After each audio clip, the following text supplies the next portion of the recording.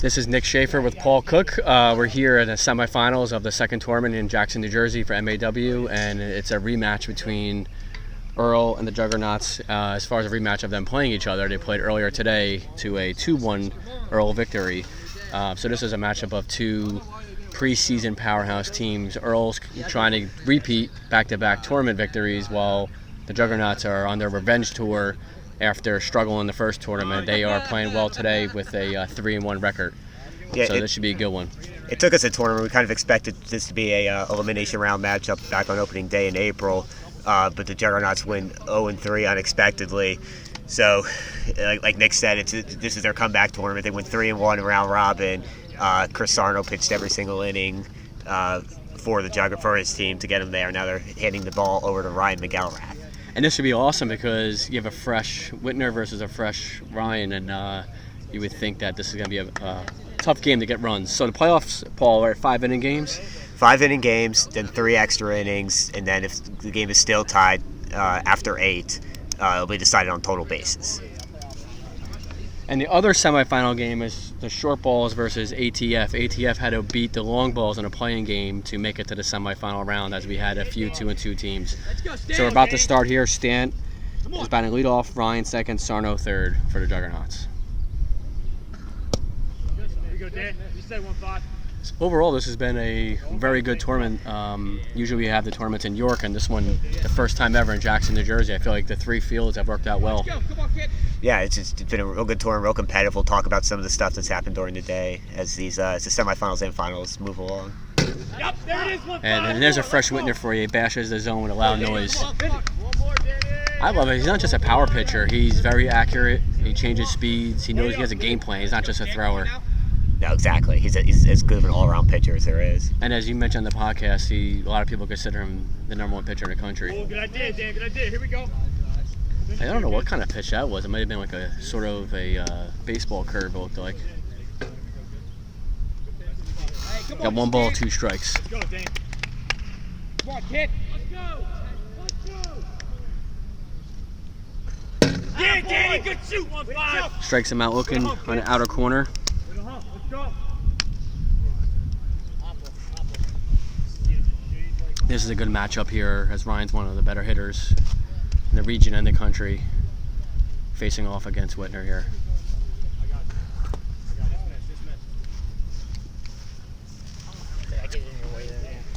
It's crazy to think that Dan, who's not like the most muscular person, who generates all this power pitching, but he has a very nice motion and very fluid.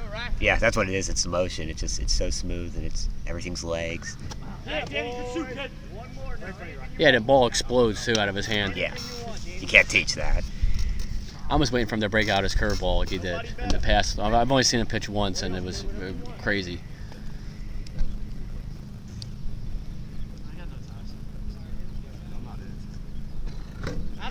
Swings through that. Yeah, it might have even hit the top of the zone too. Starts off his game with 2 straight strikeouts. I like the Juggernauts' approach though. You need to be aggressive against very hard to hit pitchers, because the more you're aggressive, maybe you'll get lucky and hit one out. There's that ridiculous curveball. That actually, if you had to name 5 of the best pitches in wiffle ball, that might be one of the 5 best. Yeah, I got all excited seeing that. I mean, my knees buckled and I'm announcing. And then he throws like 80 miles per hour faster. Almost unfair. 1, 2, 3 inning, 3 straight strikeouts for Dan, and now Earl's coming to bat.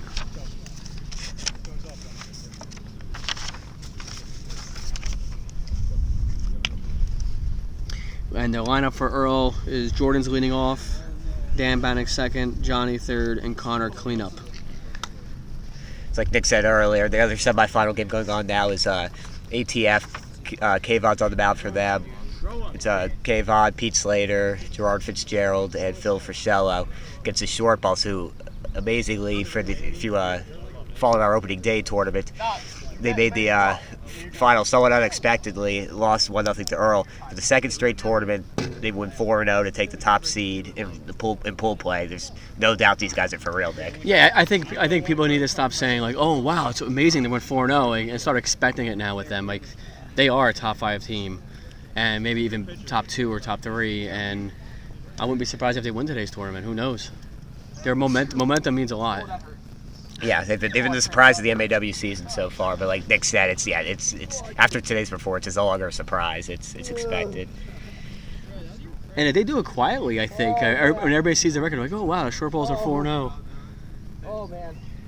We think that Sarno might have a cramp here. Yeah, you're being treated to some close up here of Sarno stretching or. He's like a Premier League soccer player. Yeah.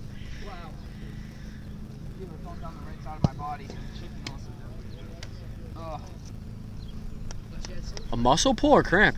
Cramp all the way down. I know. I saw. That's the worst. All the way down my side into my shoulder. Oh my god. Oh, it's going away now. Going to IL. Oh man, I didn't know that bench was back there. Tim's standing on. Oh, there is a bench back there? Yeah. If you could see, it's Tim Cooke in center field. I don't know. He's just wandering around aimlessly.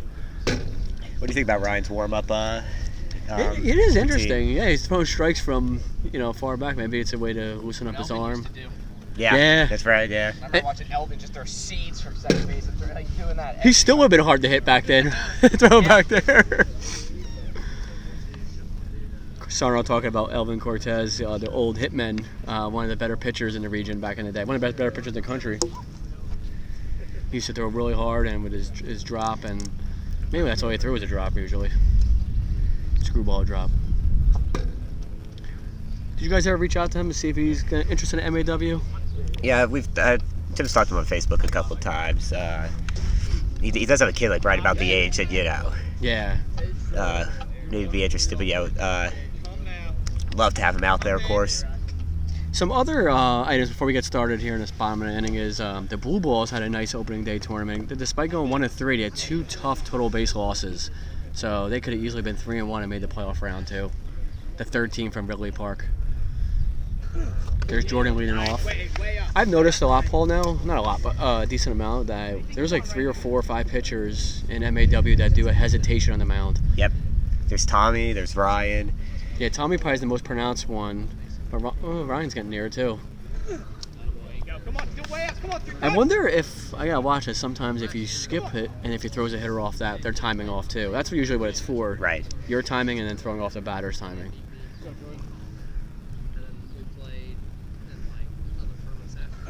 There you go. The only thing I think, I'm not an expert on this, but I would think that you throw a little bit more arm when you do that. Because if you're doing one fluid motion, you're driving towards home plate, but Ryan's a big dude, so he can throw hard regardless.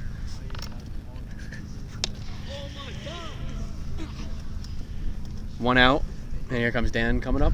Actually, I was just about to say, Dan's been on fire today. And I think at one point Jordan was like, I wonder what he ate for breakfast, because he hit like 3 or 4 home runs and 2 bombs earlier in the tournament, a triple. Dan had 2 home runs in the first game of the tournament. Then he had 1 against the Juggernauts earlier today against Red. And his home runs were bombs too, yeah. Like line drives, and one was a towering fly ball. Man up first, 1 out. There you go. It's tough to hit the high heat. It's tough to lay off, and it's tough to hit. As Johnny's coming up, this is his second game in the tournament as he arrived a little late. He pitched Earl's last game, which was Earl's first loss of the season to ATF. Yeah. We got a nice day here. If you remember the first tournament, it was windy and like 60s. Today's like 80, sunny, barely any wind. Yeah, couldn't ask for anything better. Bad sunburn weather, but besides for that. And it's interesting after this tournament's over to analyze which one was the more competitive. They both were super, super competitive. But this one with 9 teams, I think anybody could have won it. Good call, kid. Right on it, Johnny. Right on. We mentioned the Blue Balls before. They went 1-3, and they could have easily been 3-1. The Stompers lost 2 tough games. The Risers, who are a good team, went 1-3. They could have easily went 2-2 or better. The Lemonheads, when Ray was on the mound, were more than competitive. Yeah. They could have easily won a couple games too. Blue Balls won 1-3, but lost 2 games by total bases. It's just Yeah. Even the teams that lost didn't really. Cutter's getting over himself. That wasn't a terrible swing. He almost kind of put it the other way. Yeah, I think if anything, he might have waited too late. It wasn't that far in the strike zone. It's hard to, not swing at, all strikes in your wiffle ball.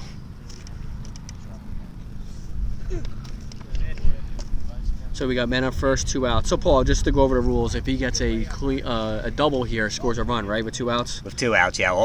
2 outs only, a double scores a run. One of these days I'm going to write down the rules I should remember for the broadcast. Sidearm drop or screw or something from Ryan here. So end of the inning, and then 1, it's 0-0. Exactly my skis. I couldn't believe it.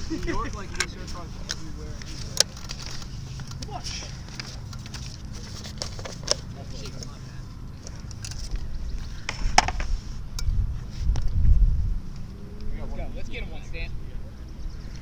So Paul, to go over the rules with the listeners, semifinals are 5 innings.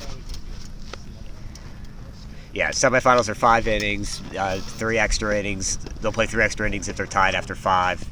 But they'll play a maximum of 3 extra innings if they're tied after 5. Then if they're still tied after 8, total bases will decide the winner. If they're tied on total bases, they'll keep playing. And after 8, they'll keep playing until they're not. And it looks like the short balls might have scored a run or something over there. Some excitement going on. Looks like Nate Smith snuck a ball past a diving Phil Friscello for a single. Yeah, the short balls, I mean, they're on fire the last 2 tournaments. And their hitting is coming along. I think that's the surprise. Everybody expected them to hit eventually, but maybe that's come sooner than later. Yeah, I think it's definitely come quicker than, at least, yeah, I'll just speak for myself, at least quicker than I thought. But they've got all that experience from playing in the Ridley Park Wiffle Ball League, so it shouldn't be too big of a surprise. That team's future is scary good. There's Ben Stanton lead off the second. He led off the first with a looking strikeout. And it's often said people think that Stan has one of the nicer looking swings in all of wiffle ball. Let's see if he could time Whitner here. Yeah, Danny, that's one kid. He was right. I mean, he was on the speed. He wasn't that far behind it. Yeah, I mean, it wasn't fooled. It's hard to catch up with sometimes. Yeah, and the movement too. Come on, 12. Short balls are winning right now in their semifinal game, 1-0 against ATF. Yeah, Danny. Way to go, kid. A very low strike. I do like the aggressiveness, though. I think it will pay off if they keep this approach. If you're Dan, though, you got to continue expanding the zone, right? Yeah, Until absolutely. I know it's like it's tough to catch 22. It's tough to overthink too. You just need to, as a hitter, just try. But Dan is smart and he's power. And he's very composed out there too. Yeah, very, very calm, very quiet. Just goes about his work. He's not falling off the mound extreme, one direction or the other, unless he's doing, a sidearm pitch. But nice and straight on. He looks like he might be wearing dress socks or something out there too. I just noticed that. Either that or Cincinnati Red Sox. Chicago Cubs almost. Oh, is it Cubs? I can't tell. I never seen somebody wear work socks at a he football tournament. He pitched for Chowan University. I'm probably not pronouncing that right. Maybe it has to do with that. Where's that school at? North Carolina. Oh, okay. I'm not sure where in North Carolina. And he's exclusively a pitcher? He was, yeah. He graduated this year. Oh, this year, yeah. Yeah, he was a reliever. Was he a hard thrower in baseball too, or? I haven't seen him throw in baseball, so I'm not really sure. Man, laying off, that's good. So I think it's 3-1 right now. Win the battle here. Bang, go on, Ryan. And Ryan does an interesting batting stance. Straight, it's basically standing straight up and then his feet together. Yeah, it's really, really unorthodox. We got 2 outs and Sarno's coming up. So it's interesting, kind of funny too. Ryan's here, missing his brother's graduation or graduation party, one or the other. So his commitment to wiffle ball is off the charts. Yeah. We applaud him for that. Wiffle ball should be priority number 1. Lay up, Danny. Go, Dad. Man, that might have been Whitner's fastest pitch of the game so far. Yeah, I think so. Especially being up like that, that's almost impossible to turn on. Yeah, especially when it's inside too. 1 ball, 2 strikes.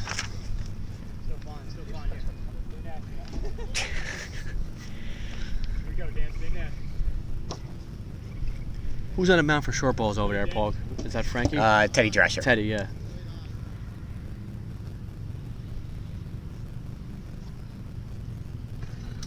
Oh, just missed.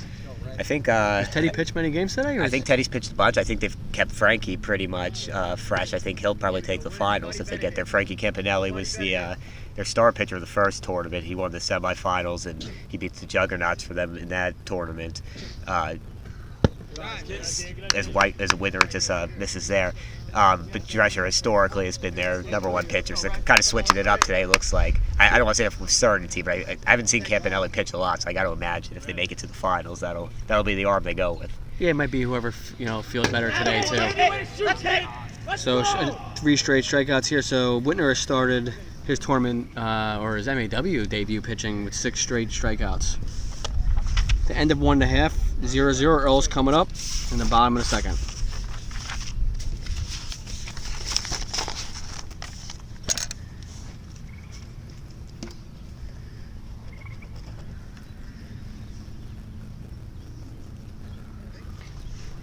This game's going by pretty quick.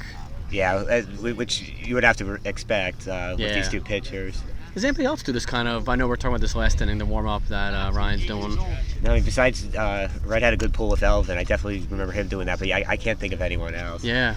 I mean, for me, when I pitch, I think I would just be too tired doing this. And it's funny because Jerry from the Bauer Bruisers does the exact opposite. He goes about a foot away from the plate and just throws the ball at the zone. Yeah, you see a lot more guys do that. Yeah, and having interviewed the article on MAW, The Art of Pitching Wiffle Ball, Jordan talked about having wanted to hit the zone and hearing the ball hit the zone is a good confidence boost. I mean, Trevor Bauer does like something weird, like where he doesn't he like start like behind the mound and do a crow up or used to or something? But he's very into like weird stuff. Yeah, the Orioles played the Indians the other day and he pitched, and they were showing before the game. It was like some like 1920s like barbells or something. It looked like he was swinging. Like he does a lot of. I mean, Trevor's cool a great things. pitcher. I think he sometimes thinks he's smarter than everybody. Yeah. Too. He likes to talk about analytics all the time. He's an interesting guy. Hell of a pitcher. Yep. He actually might be underrated since he talks so much. People talk about him being a, critical of other pitchers even in the league too. Jordan leads off here for Earl, bottom and 2. There's been 1 hit so far. Whitner had a hit. Whitner had a hit in the first inning, single. I'm not sure any batter or pitcher, and maybe all of wiffle ball right now, are more familiar with each other than Jordan and Ryan, especially in this combination. Especially Jordan as a hitter and Ryan as a pitcher. Yeah. These guys have faced each other just like innumerable numbers of times. And Jordan's one of the better leadoff hitters too. I like batting leadoff because he gets on base, hits for power.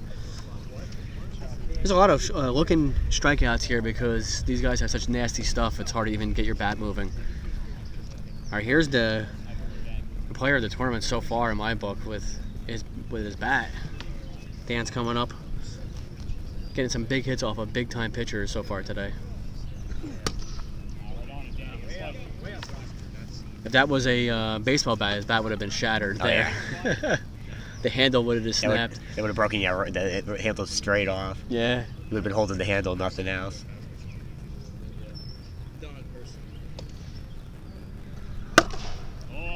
Man, he's in the zone today. Ryan would think was trying some sort of sidearm drop maybe. It didn't really drop, but the fortunate thing for him is stayed inside, and all he could do was foul it off.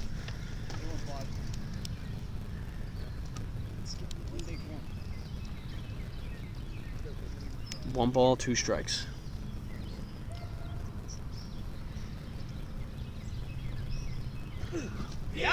High heat. 2 outs and Johnny's coming up. It's going to be interesting, the first team that gets a rally going, if they could put a run across the board. Yeah, I mean, in a game like this, you assume only 1 run, but, you never know. But it almost feels like, the later this game goes, the more likely it's going to be a 1-run game. Yeah. And most likely, we're going to see a home run. That's what historically we see in these big games in MAW. And to your point, I guess what I was trying to get at there is that, if there's a rally early, I could see, I'm not necessarily sure that team's going to grab the momentum. I think it may just sort of move this game into more of a little higher scoring game than we might otherwise expect. Yeah. That was an interesting inning by Ryan there. He expanded the zone. I think the first inning he established that he's throwing strikes. This inning he established that he's going to bounce some pitchers, throw high, and there people are chasing. That's definitely what he did. He got him in swing mode and then took advantage of it. The end of 2 innings, we got 0-0. And the Juggernauts are coming up in the top of the third.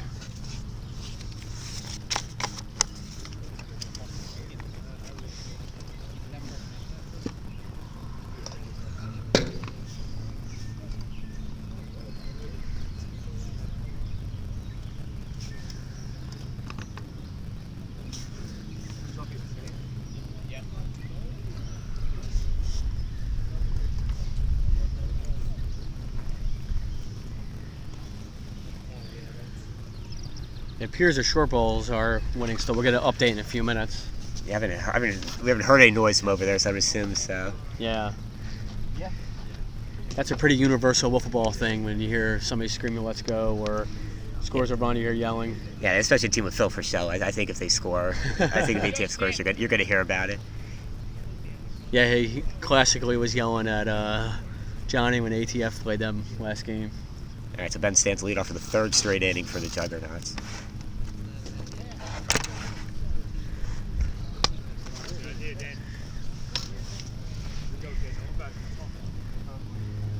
Skip through the backstop a little. Yeah, and he's been, and Stan's probably faced Whitner a bunch too, right? You mentioned people being familiar with each other.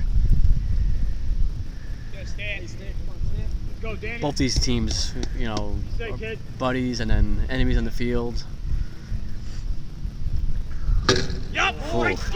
Really, really tough spot there. I mean, that's basically unhittable. I don't know what you're supposed to do with that. Hit the top of the strike zone. It was with such power that it then went over the backstop. And I think even a little sidearm there too. Yeah. Yeah, with fire, Danny. I wonder if he went low on purpose, but that was smart either way. I think that's the second time Stan swung through a low, a low whatever riser slider like that. 7 straight strikeouts to begin the game. That was not a strike. It hit Ryan, I believe, first.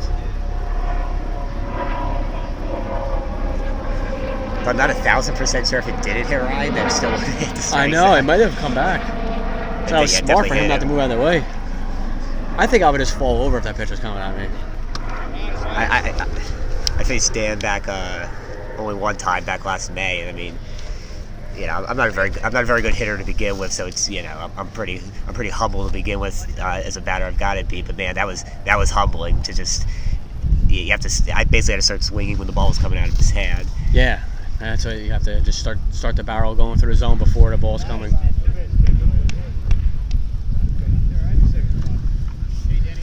And Whitner hasn't been behind the count many times this game, so I know the game's young right now. It's only the third inning, but he's been ahead of the count most of the time. I think we have a full count right now.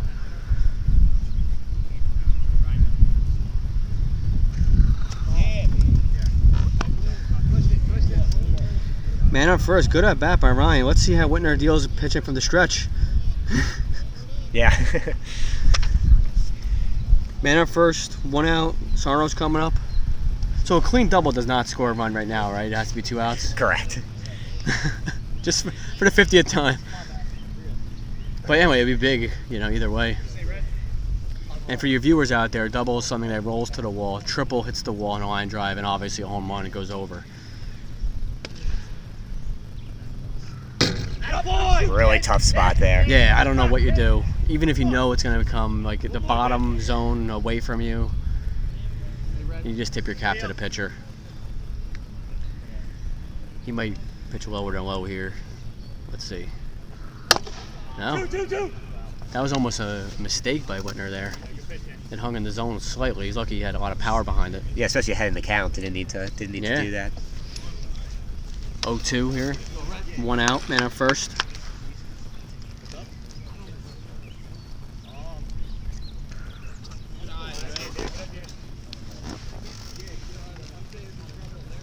A few of the balls have gone through the backstop here.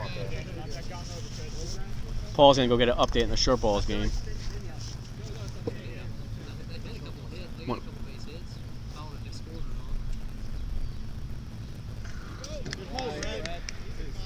Good eye. Sarno let that one go outside, just missed. Very good eye.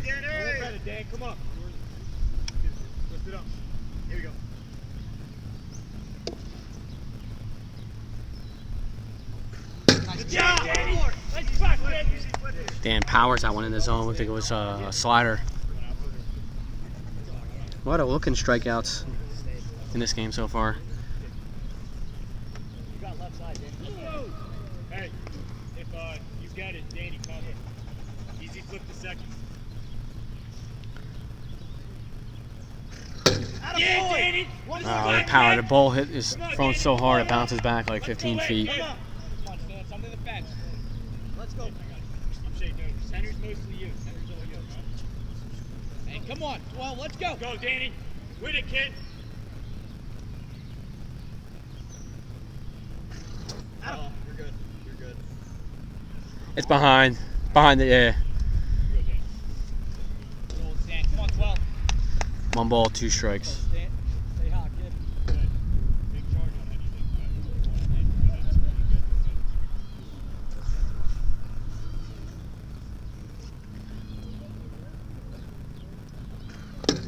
anything. Good eye, very good eye. 2 and 2, getting even in the count here. Here we go, Dan. Go. Good eyes. Come on, Dan. Here we go. Hey, Danny. Full count. Wanted to change his speed there, but he was able to lay off. Lay into one here, kid. Go 1-5. Man, our first 2 outs. Well, gotta come to you.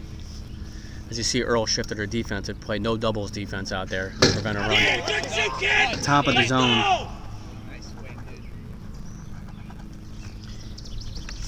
dude. Able to escape a mini jam, heading to the bottom of the second, and it's bottom of the third, 0-0.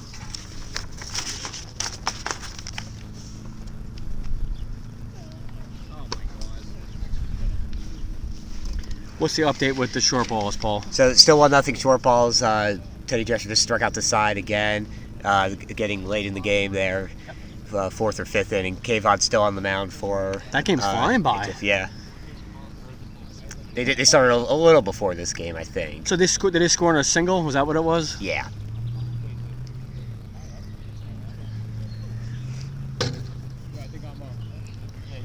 I mean, ATF does have some momentum too. They were 1 and 2, and they needed to win. They beat Earl to get into the playing game, and then they beat the long balls in the playing game.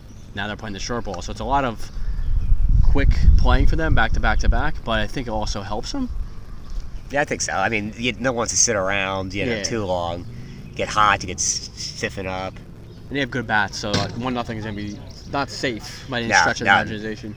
Any 4 of those guys can get into one. And if Teddy's shutting them down right now, he's doing a hell of a job. So we're at the bottom of the third right now, and Connor's leading off here for Earl.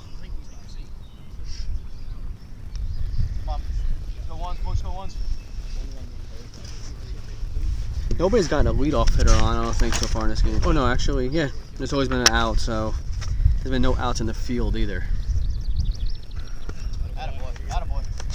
All the outs have been Ks, which is not, a surprise.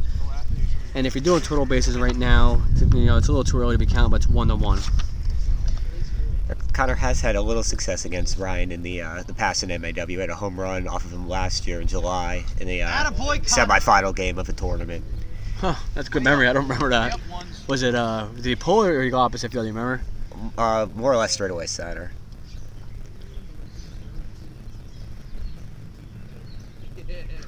I just realized we have lights in these fields. I don't know if you could play fast pitch wiffle ball in the lights. It'd be hard to see probably. Yeah, with just the ones ahead of you. Like if we could install some makeshift ones like behind the zone 2, then yeah. But it was always.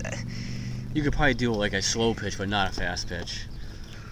We held tournaments in Maryland, like 20 years ago, where we turned on the lights for the finals, and like it was on a little league field just like this, and that was part of the problem. Is like yeah. It lit up everything behind the pitcher, but otherwise you couldn't see anything behind. So there goes our leadoff base runner. We were just Yep. talking about it 10 seconds ago, whether somebody could do it and change the game here. A rare walk from Connor. There's a single, first and second now, nobody out for Earl. That was the second hit of the game. Let's get it here, Dan. Let's go. I mean, this is big not only for trying to score a run. I mean, I know it's early for total bases, but it's also they gave him 2 more total bases here.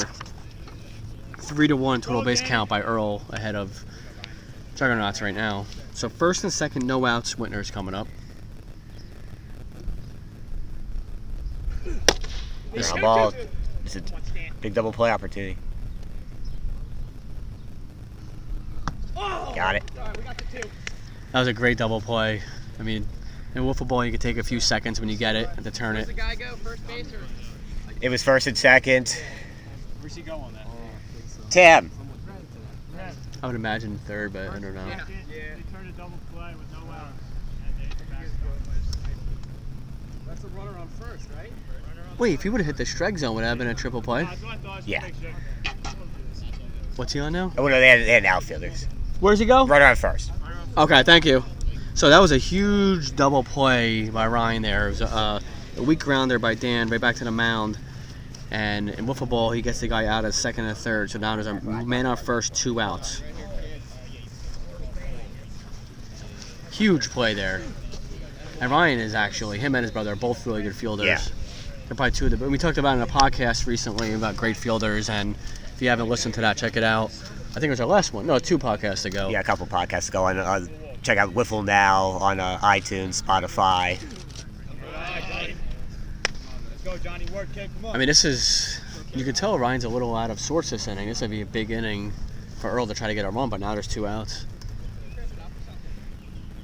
Hey, Johnny. Come on, Johnny. And you do want to put the ball in play, but just like baseball, double plays are pitcher's best friend. Good eye. Good, Johnny.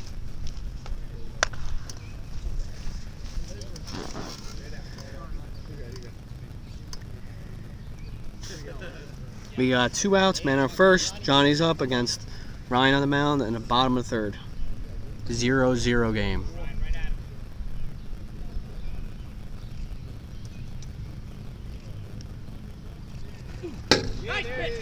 There's a little bit more of an extended hesitation there on that one. Yep. And that must have threw off Johnny because that was a riser. It looked like right down the middle. Yeah, it was right down the pike. Teddy over at the short balls game, he just missed a changeup.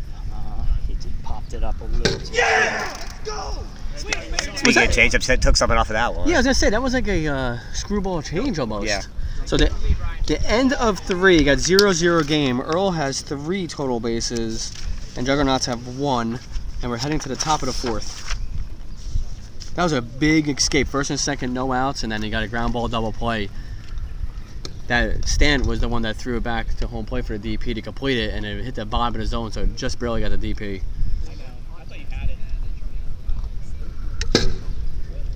That was the inning. In sports, you sometimes look back if you do end up losing, like there's 1 or 2 things that would have changed the game. But you never know, but that might have been one of the game changers for both sides. Oh, yeah. There's always those little moments, those what-ifs. And you could tell, I mean, I don't know if Ryan is fatigued or if he just had a little bit of a struggle. Every pitcher in wiffle ball goes through. You battle through a couple innings here and there, but I guess we'll see. But that might have been the inning that Earl had a chance to get him. The great pitchers only have 1 or 2 innings. Like they usually say in baseball, the first or second innings usually when you get like, Clayton Kershaw, like that. If you don't get him then, you don't get him at all. Just up there in the other semifinal, short ball still leading 1-0. We'll try to get an inning here in a second. But it's definitely late in the game, 4th or 5th inning, 1-0 short balls. Hey Bryce, do you mind checking to see what inning that is over there? Thank you. We have Bryce who's on the Stompers report. Hey, tell Toast they got your boy on it. Toast watch it. Yeah, he knows I'll throw the ball back. Little ball. Bryce Clark going to check and see what's going on in the short balls ATF semifinal game. There's a ground ball. The short balls are trying to turn 2 over there. Let's see if they complete it. And I think he was wide. Didn't turn 2 there. He got the 1 out though over there. Oh, a changeup from Whitner. I think it's ridiculous. Yeah, it's unfair of how hard he throws that he also has that. And I know we mentioned this in the past on one of our podcasts, but that is one of the things that has changed with wiffle ball pitching since like the early 2000s. More power pitchers have a changeup, which throws off your timing completely. I mean, Whitner seems like he has everything in his arsenal. Screwball, straight drop, riser, slider, and a changeup. So 5 or 6 different pitches.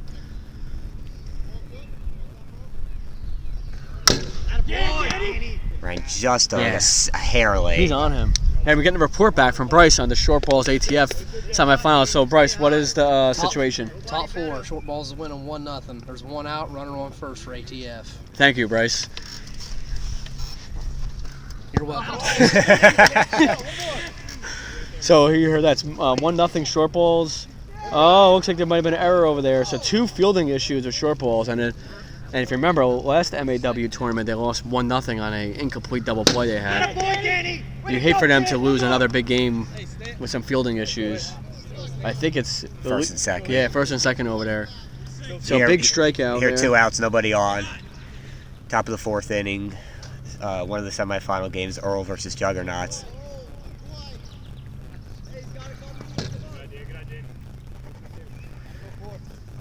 So Whitner has one guy on base was a walk, and the rest are Ks. But I'd say you and I were just saying 2 at-bats ago, Ryan was right on him. Yeah. I mean, you could see he was frustrated because he fouled it straight back into the zone for strike 3. Catcher had good hands. Johnny held on to it. Yeah. It'll definitely be. Here you go. Short balls got the ground ball out. So there was ATS putting the ball in play against him over there, but short balls are able to hold on to the lead. It appears. Yep, looks like they're out of the inning, so they're gonna. Bottom of 4, I think now. I think short balls. Yeah, short balls are home over there. Yep. Number 1 seed. Yup, one more, Danny. Just overwhelming power there. Yeah. I mean, Stan's got as good of a swing and bat speed as Bottom 4, anybody. 1-0. Bottom 4, 1-0 short balls. Tim Cooke reporting that what we already know from Bryce Clark, that it's 1-0 short balls. Bottom of 4. That's what Tim does. He reports what everyone already knows. Leave it, Stan. Oh, they had the bases loaded there. Oh, Yeah. it was bases It loaded. was interesting. I know, but we saw it. So it was bases loaded and then a ground out, right? So ATF had bases loaded, down 1-0, and there was a ground ball out that they took the short way through to second base. So we got 2 outs here. Stance up. He looks like he held there. Was that pun intended? They took the short way. Yeah.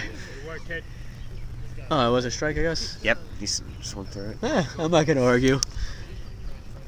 So heading to the bottom of 4, it's 0-0, and Connor's leading off for ERL. So have you seen anything from Ryan that maybe they got a couple hits last inning that maybe adjustments ERL can start making? Actually, last inning was their best inning. DP destroyed their rally. Let's see if he was just having a slightly off inning. And I mean, I say slightly off. It still didn't give any runs, so that's great. Right. But when you're looking at top-notch pitchers, like it's hard to be critical of them. Yeah, but I mean, the more you see a pitcher, obviously you start to get the timing down and the speed down and all that. But yeah, I think he's fine.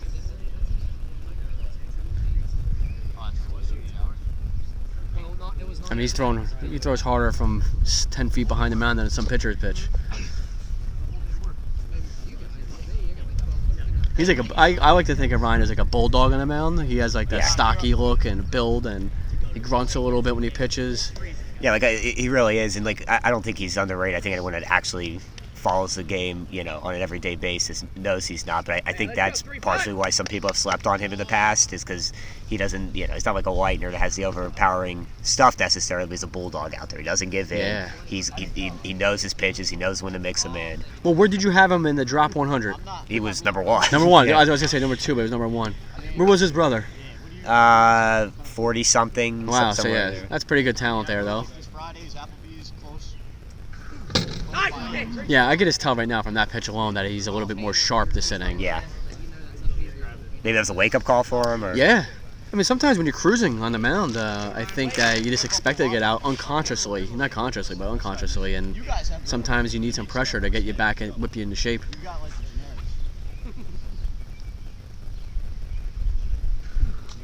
definitely no better motivator than pressure. The only thing, though, I noticed a couple times he shook his arm after a pitch. I don't know if it's just a tick. People have their own little nervous ticks or whatever after throwing a ball. I mean, he had some pretty serious arm issues last year towards the end of the season. And that's probably why he wears the brace on his yeah. right arm. And sometimes your forearm gets tight, your shoulder or elbow, obviously, or issues. That's a heck of a drop right there. He wins the matchup versus Connor there, so we got 1 out, and Jordan's coming up. This is the bottom of 4, 0-0. If you're thinking of total bases right now, it's 3 total bases for Earl, 1 for Juggernauts. It's a 5-inning game, and it goes to... you start doing total bases at 8 innings, is that correct? Correct, yeah. Yeah. So we have a while to go with total bases, but we want to let you, the viewers, know. It's not necessarily ideal to end a semifinal on total bases, but you know, can't have tournaments going on for days. You know, can't kill guys' arms just having to throw all those innings. Yeah. He got in the chase. So this inning, he got Connor chase low, he got Jordan chase high. So I think he's made some adjustments, maybe not to just keep pounding the zone, but get ahead and then make him chase. Yeah, he's using those hits from the last inning to his advantage now, which is what really, really great pitchers are able to do. This is kind of cool to watch these two pitchers. They're almost completely different. Whitner has a nice fluid motion. He's more of a lean guy with, generating power from his legs. Ryan is generating power from his upper body with a huge hesitation. But they both get the same results. Lots of strikeouts. I think that might have been a change there. I think so. Or it slipped out of his hands. But So because he had the injury in the past, does he not pitch a lot of innings now? They try to save him for big rounds? he still threw a lot last year. It'll be interesting. Well, I mean, overall he threw a lot last year, and everything he plays. It'll be interesting to see how much he throws this year. But yeah, I mean, it's definitely from the Juggernauts' perspective. That's their thing, is that they'll use Sarno, Milstead, maybe even Stant, to get through round robin, and then Ryan just at the end. That was a very good AB. I think people are pitching Danny Careful today because he's on fire. Yeah, you have to after the way he's hit earlier. Yeah, it's so strange. Like, you would say he's the fourth best hitter in his team usually, but today he's the best. And that's saying a lot. I mean, they're all of them are good hitters. So you got 2 outs, man, at first. It's tough to hit it inside pitch with high velocity. You get jammed, you can't extend your hands. Yeah. You almost have to expect it to come to do it. And he was not going to do anything. It would have been a weak grounder or maybe a weak pop-up if he would have hit it. And if he would have got the barrel, it would have been a foul. Someone's got a major league cut fastball. All you can do is hit a foul if you throw it right. So Ryan this inning got 3 strikeouts on people chasing pitches. So the end of 4, it's 0-0. We're heading to the 5th inning, and that's the last inning as far as before we go to extra innings.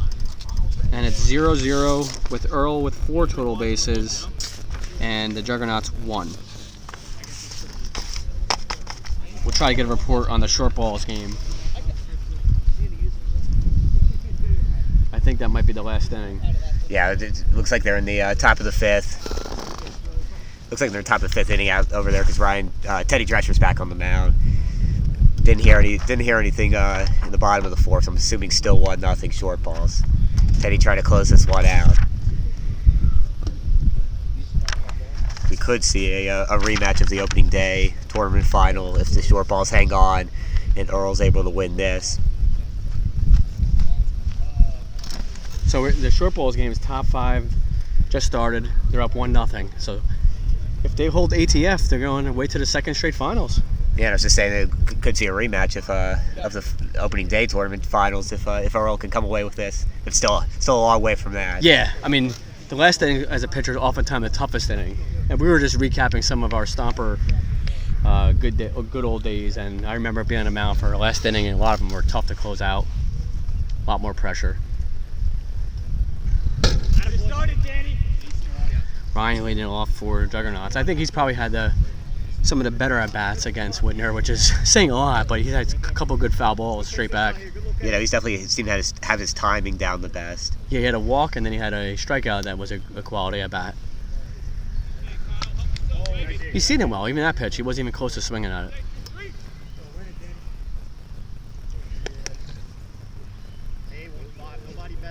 You see Teddy in the short balls game kind of was trying to get loose out there. Hope nerves might be getting to him. Attaboy, Danny. Big one, kid. Tell you, the short balls going 4-0 and being in the semis right now and 1 inning away from the finals is an absolutely amazing story. They're a team of MAW so far. I think regardless of whether they win or not. Yeah, I'd agree with that. Of this season, they've been the story. Attaboy, Will. With the hums, kid. Let's go. I mean, that ball was pounding his zone. The ball almost went back to the pitcher. That's how hard it was.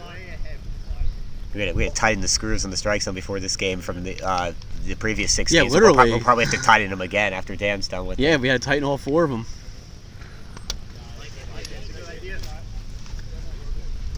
Sometimes he might have been gripping the ball too hard there or trying to overthrow. It was definitely a way outside. I think the short balls are 2 outs away, but I think there's a guy on base for ATF. This game's 0-0 in the top of 5th. Attaboy. Let's go, kid. I think it was a bad swing there from Red. Like, I mean, he saw how the screwball was coming back, and it's, Alpha's not ideal, but he had it timed right. It was Yeah.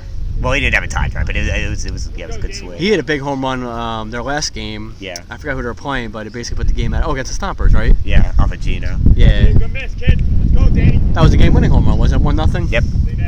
Yeah, Gino again had a couple of tough losses this tournament, but the Stompers are growing as a team. I expect them to get better and better each tournament. Oh, the short balls are 1 out away. looks like it's 1 out. I think there's a guy on base over there. I think that was Ben's best swing against Dan. Yeah, I Maybe mean, a fraction late. the Juggernauts are my team to win, and that's not a stretch, but I think I expect them to get some hits, but it's going to be tough to hit off Whitner. That was high and inside, and we were just talking about that before. You're not going to really hit that pitch. So 3 up, 3 down, 3 strikeouts. Whitner has 3, 6, 9, 12, 15 strikeouts in 16 batters. So that's a pretty good day so far. Up. Oh, the short balls love just it. won their game on a fly ball to the wall.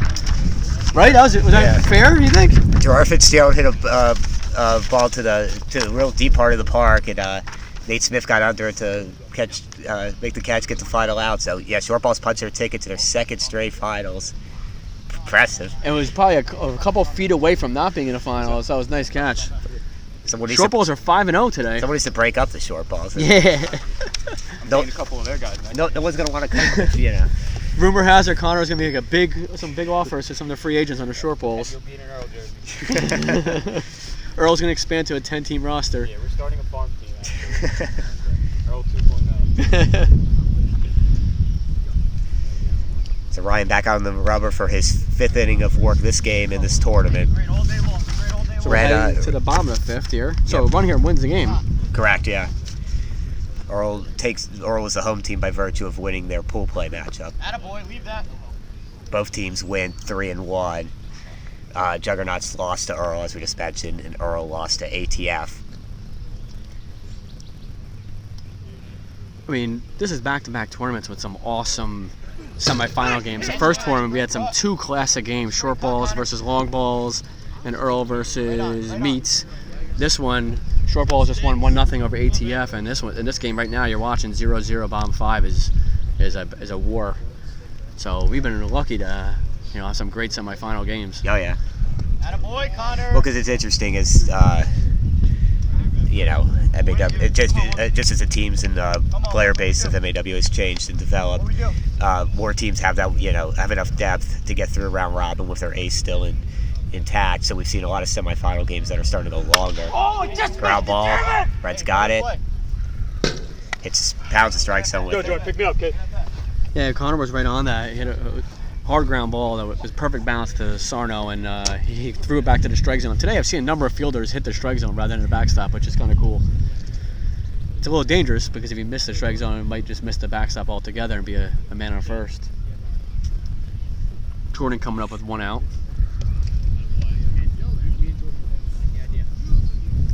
Connor was right on that timing-wise, but he was underneath that pitch that last at bat.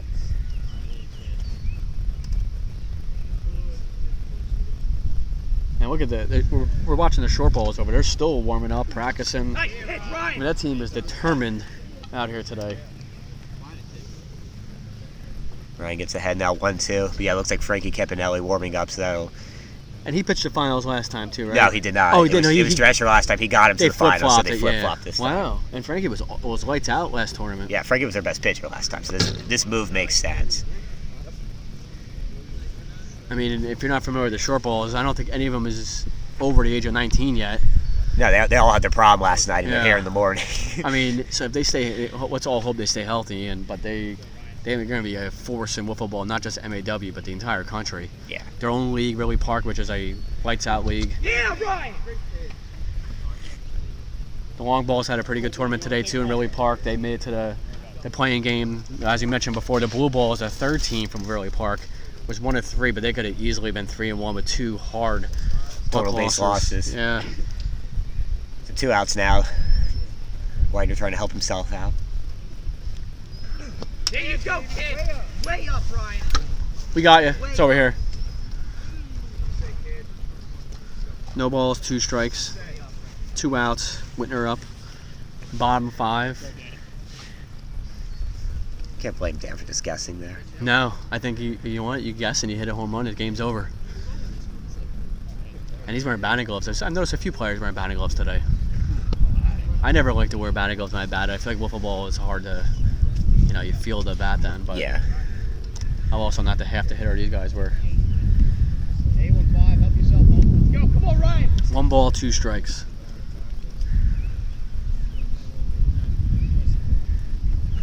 Yeah, let's go. Tough spot there, high and outside. So we're through 5 now, still through 5 regulation innings, still no score. So as we said earlier, they'll play 3 extra innings, or maximum of 3 extra innings. Then the game will go to total bases. If they're still tied on total bases after 8, they'll keep playing until they're not. And right now, just so you know what total base is, Earl has 1, 2, 3, 4, and Juggernauts have 1. So it's 4-1 Earl right now in the lead with total bases. Unofficially. We have the unofficial book over here. Yeah. The teams will keep the official I would say I'm 75.7% sure. I'm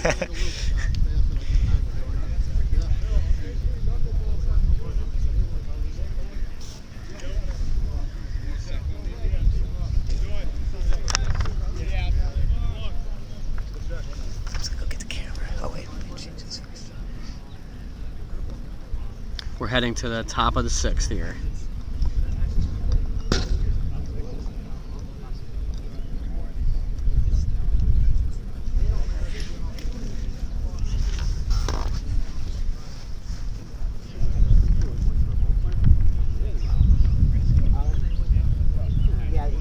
Yeah, let them. I just want to ask you.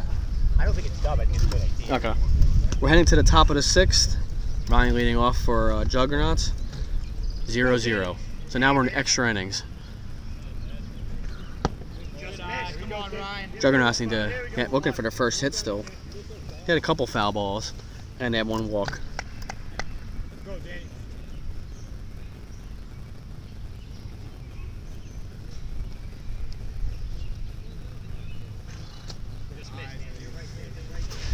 Good eye there. It's hard to lay off pitches that are thrown that hard.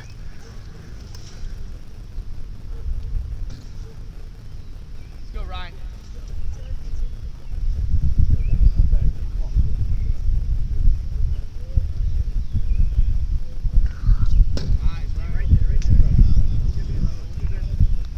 That's good. 2 or 3, right? Hit good spot. Yeah. Come on, back to say, kid. Let's go. Base run 2. Here we go, bud.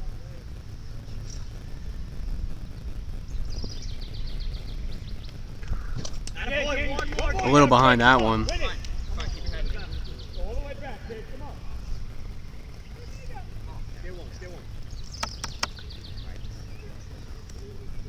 Ryan leading off here for the Juggernauts.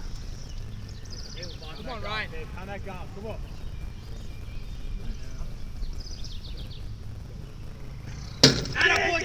Smashes the zone. 1 out here.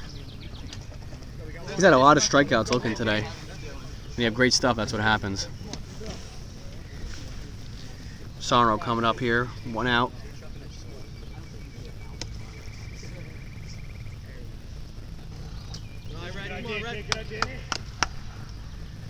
1 ball, 1 strike. Remember in MAW rules, you start with the strike.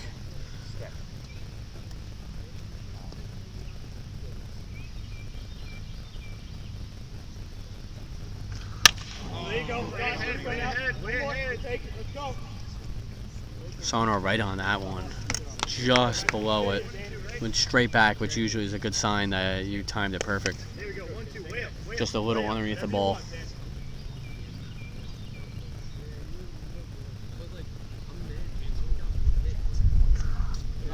Good eye, high pitch there. Tough to lay off. Win the battle, Danny.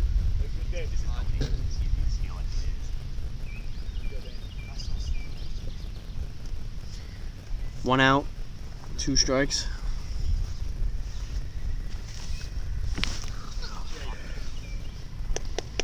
I think he got him. It's hard to lay off that pitch when you're throwing that fast. You got 2 outs here. So Whitner right now has 17 strikeouts. There's been 1 walk, no balls have been put in play yet. There's been a couple of good foul balls. Ryan had a good one and Sarno had one. We have Tim Cooke joining us now, replacing Paul Cooke for this inning. Another start him off with a strike. One more, Danny. Come on, So what a great tournament today's been, right? Paul and I were saying 2 great semifinals again. today has been as competitive as anything I've ever been part of. Yeah. All 9 teams could have beaten any of the other 9 teams. Yeah, it's crazy. The depth of this league. Good idea. The depth and talent and multiple pitchers for each team. Not just people who could throw strikes, or aces out there. I can't believe the short balls. They're 5-0 today. I mean, just unbelievable. And They're those- 9-1, I think, in 2 tournaments. and they're starting to hit. Yeah. They've hit way better today than at the first tournament. Once that comes, You might have we'll see what happens here. You potentially have a rematch. Earl versus Short Balls was the final of the last tournament. Oh, what a way off there. Come on, Stan. Win it here, Dan. Whitner seems like he's throwing harder in the 6th inning than he was in the 1st or 2nd. Hey, come on. don't you wish for those days of youth? Yeah. I think what happens is his first game and you find the groove, and he really hasn't thrown that many pitches because he hasn't had guys on base. Yeah. Come on, hey, Ryan. Anything to the bench. I think Stan, what happened? Is there a mat we can put down? All in Uh, the batter's box, like pretty bad. yeah, we got it. This field was picked without the batter's box. All right, that's fine. Yeah, I don't know if we. There's gonna be holes there, I guess. Run into one. Huge at bat by Stant there with a walk. I think it was a Yeah, Danny. 1-2, and he worked his Come on. way back in the Come count. on, Danny. But that was a second base runner for Juggernauts. In there. Now they're down 4-2, I believe, in total bases. No one better, 1-5. Come on, Ryan. A lot of green out there. Good eyes, Ryan. Good miss, Danny. Good miss. There's one person that he's been timing Whitner slightly effectively today. It's Ryan.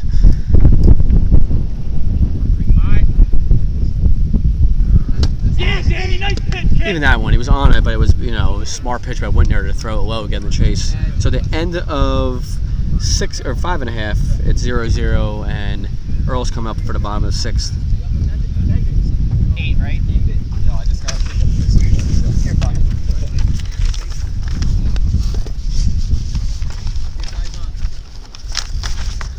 Ryan, you gotta take a pitch real quick.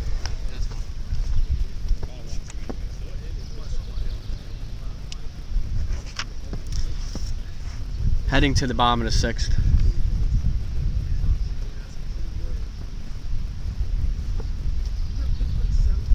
Is this the field where the finals are going to be? No, finals will be on field 1. Okay.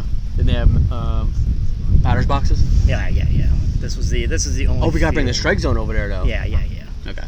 But this was the only field that didn't have batter's boxes on it. All right. I kind of hurt myself. Because it was literally just a hole there. And it angled down. I know. I had not stepped into that one. This is why I wear sneakers. Back in the day, at the old NJWA tournaments in the late 90s, the pitcher's mound would be like 2 or 3 feet deep just from use, and same thing with the batter's boxes. And like, I'm surprised more people like didn't turn an ankle or anything. Yeah. But that's what things were like in the late 90s. And These fields have held up well today. yeah, they've held up really well. And just like York, this field has a good view, lots of trees, more for, towards center and right field, but overall very quality hitting background. York has one of the best hitting backgrounds you can have. Bottom of 6th. If Earl scores, they win. As we're entered extra innings, and it goes when we get to 8 innings, we start doing total bases. But just for your knowledge, it's right now total bases is 4-2 Earl's favor. Yeah, it's such a thin line for any error when you get to total bases. Oh, I feel like that was a very hittable pitch, and we must have been fooled. Yeah, I don't think he was looking for that. And he hasn't thrown many of them. Ryan's just, the different parts of his delivery that, Throw you off. yeah, it's really interesting to watch and like entertaining, but like at the same time I'm thinking like, oh my god, my back would be killing me just by. Yeah, tomorrow morning it's gotta be tough. Next couple of days. It's not only the hesitation. Watch this next pitch when he first hesitates, then he twists. So it's like a 3-part process when he pitches here. Here's the hesitation, here's the twist with the shoulders and the arm, and then he throws. Oh shit, my bad.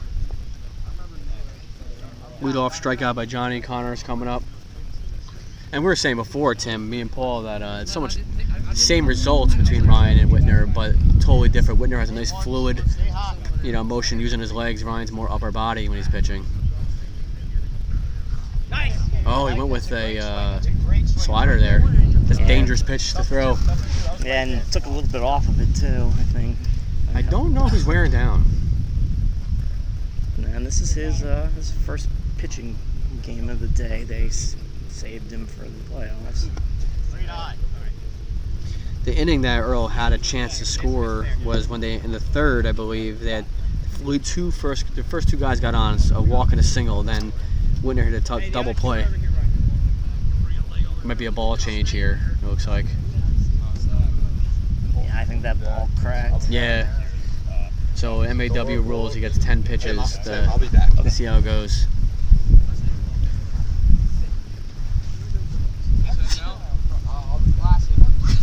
Bless you. So Ryan now has 2 balls out there trying to see which one he wants to use. Sometimes that stinks at wiffle ball. You have to kind of figure out, is the cut right? Is the grip right? Is it what I want to use? Because if it's not, the ball acts differently than what you expect it to do. As long as the ball is cracked and thrown out of the game, you can get warm-ups and make sure you find the one you want to use. Yeah. Occasionally people will switch balls mid-inning, and if it's not a break, no warm-ups. Well, in the old MAW rules, when I used to play, I used to keep one in my pocket, and if I gave a hit, I would switch balls and put the other ball in my pocket, just for like sort of like good luck, sort of. Yeah, and that was Illegal. no, it Now that I'm learning the rules. Big pitch. That's a good drop. It starts in the middle of the zone and goes below the knees. It's hard to lay that off on that, especially when you're pounding the zone all day. So before I mentioned, Whitner has 18 strikeouts. Ryan's up there in strikeouts too. 3, 6, 9, 10,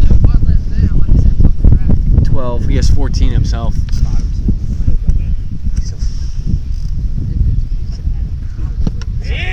He's in the zone with that little drop there. It appears it's going to be a strike, and this explodes out of the zone. So Paul Cooke stepping back in. Tim fell asleep on the job. What's new? Bomb 6, 2 outs. Remember, we play 8 innings before we get to total bases.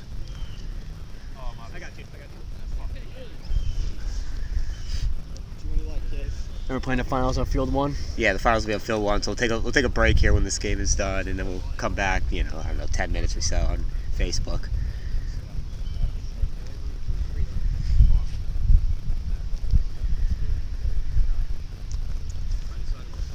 One swing in the back end, you never know.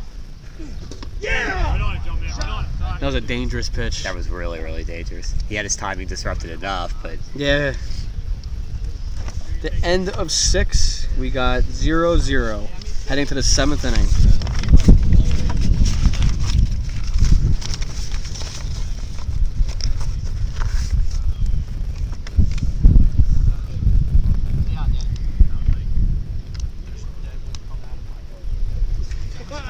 Heading to the top of the 7th, and Sarno's leading off for the Juggernauts. Whitner, look at the scorecard, Paul. Whitner has all Ks and 2 walks mixed in. Ryan and Stan have a walk, but just Ks all over the place. A bunch of looking Ks too. He has, unofficially, he has at least 1, 2, 3, 4, at least 4. It's probably more, but at least 4 looking strikeouts today. yeah, I mean, really pitching dominated game, and you don't want to see these games all the time, but these can be really. A lot of people, will say these games are boring, but they're really not. If you're looking, at if it's 2 good pitchers out there that really know their craft. I was watching one from Wiffle in Southeast Michigan the other day. Ground There's ball. Sarno, hard ground ball, but what happened though, he hit it straight to the ground. It was a perfect hop to Whitner, but the sound of it was very nice. Yeah, Red didn't miss that by much. But yeah, just what I'd say is I sat down on my computer, watched a 30-minute 0-0 8-inning game from Wiffle in Southeast Michigan the other day. And it was Travis Strachey and Scott Kujala, just 2 really good pitchers. When you see a game like that, it flies by. Because you watch all the different ways they're working hitters. Yeah, absolutely. And I think that watching Ryan and Whitner pitch is fun to watch. Yeah. They're changing speeds, they're changing angles. I mean, there's some good quality at bats happening the last few innings too. And you can test it against the hitters they're facing. Just think of who they're facing. They're facing, Ryan McElrath is, one of the top hitters in the country. Yeah, both teams are loaded. There you go, Daniel. One more, kid. I mean, Juggernauts the last 2 innings have good Yeah. swings. Hasn't produced results yet. Just a little bit, kid. Go hit, kid. But Sarno had a good one. Stand right there. Ryan's had a few good ABs. 0-2 right now. Good eye. Went a little bit more sidearm than usual there. Yeah, he definitely did. He almost kind of went Win it, Danny. Win it. Underhand sidearm, yeah. down below a little bit. Sometimes pitchers will do that and lean that direction. He did it more straightforward. Good eye. Win it here, Danny. Win it here, kid. Gassed him there, but it was definitely high. Maybe a little too high to even get something to offer. Stan.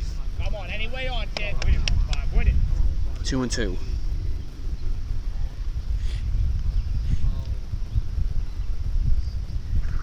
Yeah. Very good take. hold. Really good take. Oh, that was my bad. That was a walk. I had the count wrong. It was 3-2, so man on first. A huge walk. So two good at bats to start the inning. A hard ground out by Sarno, and then a walk by Stan. So that's 3 total bases for the Juggernauts.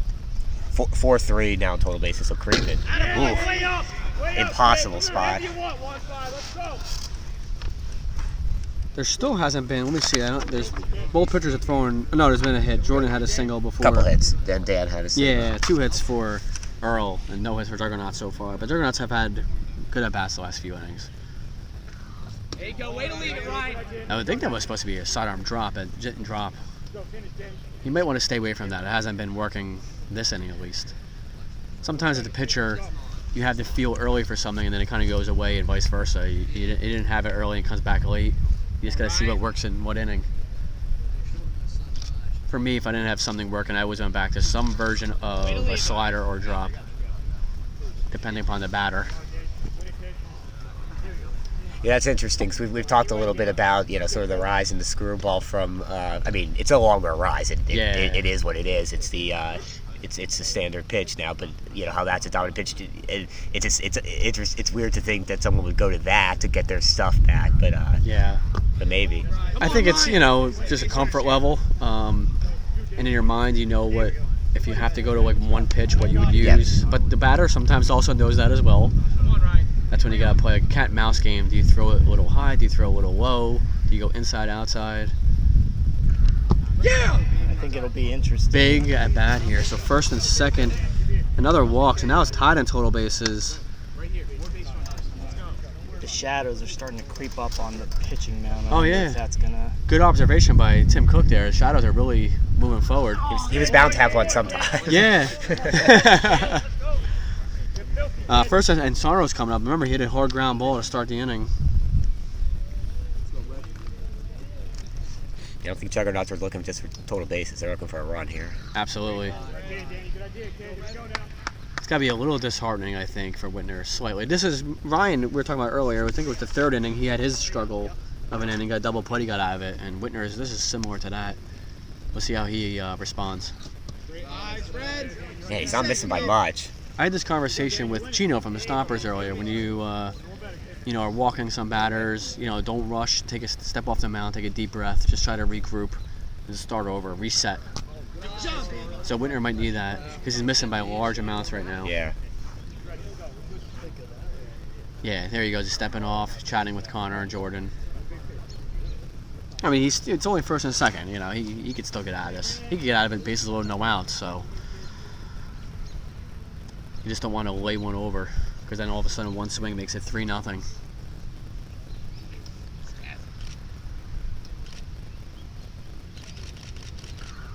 Oh, big time pitch Yeah, there. that had so much movement on it. Strikeout looking for Sarno, but nothing you can do there. So you got 2 outs, first and second. The danger now, Paul, is a clean single scores a run. Yep. And Stan had a very good at-bat last at-bat. He worked a walk, but he had a good foul ball, too. Let's see what happens.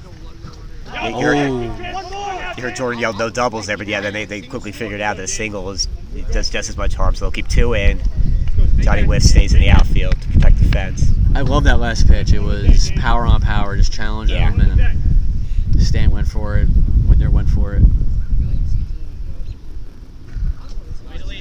He has a very good eye, even when he's behind the count. So a lot of batters, when it's 0-2, 1-2, they just swing at almost anything.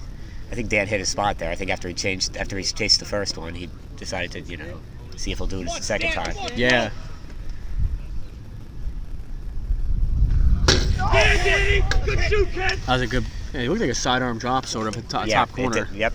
But you see the frustration of Stan. If you ask him, he felt like he should have hit both of them. As good of a batter he is, but at the end of 6.5, heading to the bottom of the 7th, it's 0-0. But now it's tied 4-4 in total bases, and we start total bases. Unofficially, you guys have the official. You guys have the official, but I have it as 4-4. You guys have 4-4? Yeah, so it is official actually now.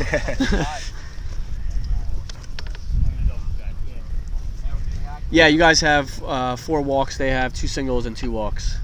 It's just like we were saying earlier. We're keeping. Yep. No, you got 2 singles. You got 2 singles. Dan had one. Dan had one, and Jordan had one.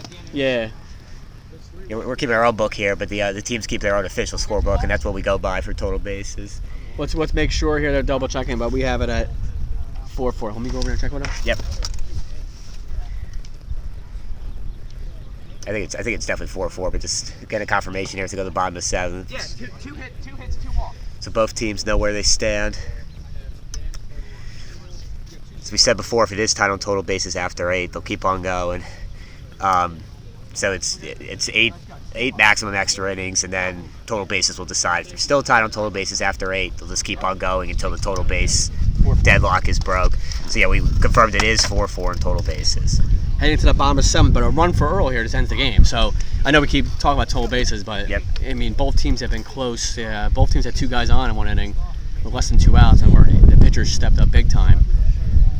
So we'll see what happens here. Wind's picking up a little bit too. I don't know if it's going to affect anything. It's been an incredibly calm day in terms of wind, totally opposite of opening day, but now it's picking up a little bit. Yeah, it's blowing out a little bit towards right field. Oh, good piece by Dan, but about, I don't know. He's been barreled up the ball all day. Yeah, about 20 feet foul though. Sometimes a wiffle ball, sooner or later, if you're a talented hitter, just everything comes together and just works out for you. This might be Whitner's year hitting too, not just pitching. I'm still waiting for. That's why I keep playing. I'm still waiting for it to come together for me. 20 years into your career. Where was Whitner on your drop 100 last year? I forget. He was top 10, right around 8 or so. and the reason he wasn't higher was hitting as a bit of a question mark. And So good start this year, yeah, right? off to a really good start. So I mean, he's going to be battling probably for a top 5, maybe number 1 if he keeps this up. If he pitches like he And now his college like we know career's he can. over. Yeah. In baseball, so like you said, he can focus on wiffle ball. Oh, there's a changeup. Oh, just missed the mound out there too, which is hard to navigate. That was a dangerous pitch there. Johnny was ready, not expecting the changeup, but wasn't fooled completely. Just fooled a little bit. Was able to keep his hands back. These last few innings, I mean, people are putting balls in play. Yeah.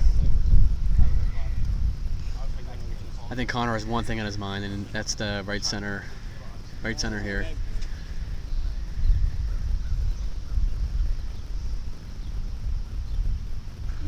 Yeah!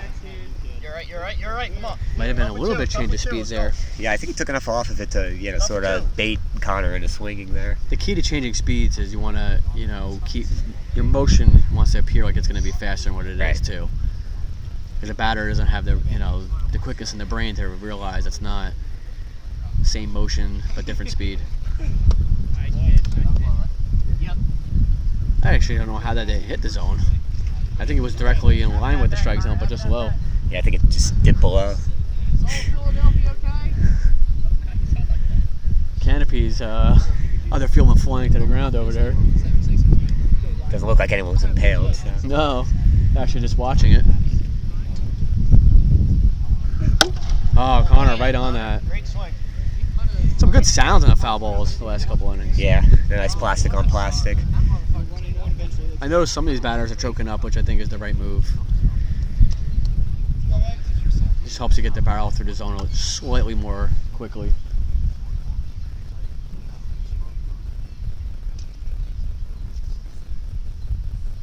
Got 2 outs here. Nobody on base. Good eye. Good take. That Bottom of 7. Win it! went So, right Paul, over the top of the zone. if you get through 8 innings with a tied total bases, then it goes inning by inning. Is that correct? Correct. If they're still tied on total bases after 8, they'll go full inning by full inning. And if there's a total base lead by either team at the end of an inning, the game is done.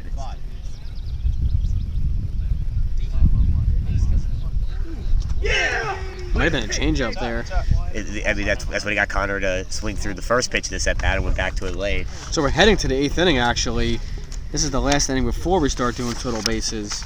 And it's 0-0. Juggernauts coming up. What a heck of a matchup here. Ryan and Whitner going head-to-head, inning by inning. Battling here, keeping everybody at 0. And there's only been 8 total base runners in this game.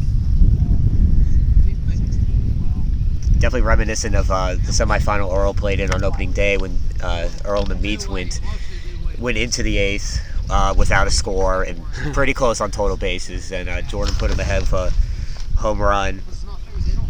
Then the bottom half of the 8th, Jimmy Cole tied it back up at 1 with the home run of his own. And Ryan Bush walked the very next Ryan Bush was the very next batter. He walked to tie it up on total bases. That game ended up going 10 before Earl won on total bases to advance. Yeah, that was a heck of a finish. And Jimmy hit the home run, right? Yeah. That was crushed. And Jordan hit a home run. Jordan's line drive was super hard, but it was low. Jimmy's was a moonshot. Jordan's was an opposite way, line drive, and Jimmy's was cleared the trees behind Buffalo Field, measured at least 168 feet. Yeah, that was crazy. So right now, Whitner has 20 strikeouts out of 21 outs. There's been 1 ground out, and that's with Sarno. That's pretty ridiculous. Gives him something to work on, before next tournament. Yeah, what's wrong with him? Ryan leading off here for Juggernauts. There you go, kid. Last 2 innings, Whitner's control's off. I mean, I'm not saying he did walk a couple guys last inning, but usually he needs 3 or 4 pitches, and then the batter's done. Now it's a little bit more of a struggle, which is expected. You're heading late in the game. Each inning, each pitch is big time. The ball seems like it's not doing exactly what he wants. He might have to rely more on speed that's in the strike zone, which could be dangerous. Yep. You got 3-1 count here. Ryan might be juicing one here. Very aggressive batter, very aggressive pitcher. Full count here. I think that's a good take. I think it is, yeah. Tied on total bases, you're playing the long game here. And Ryan's confident enough in his ability to get into one that Yeah. he only needs 1 pitch. And he hits elite pitching pretty good.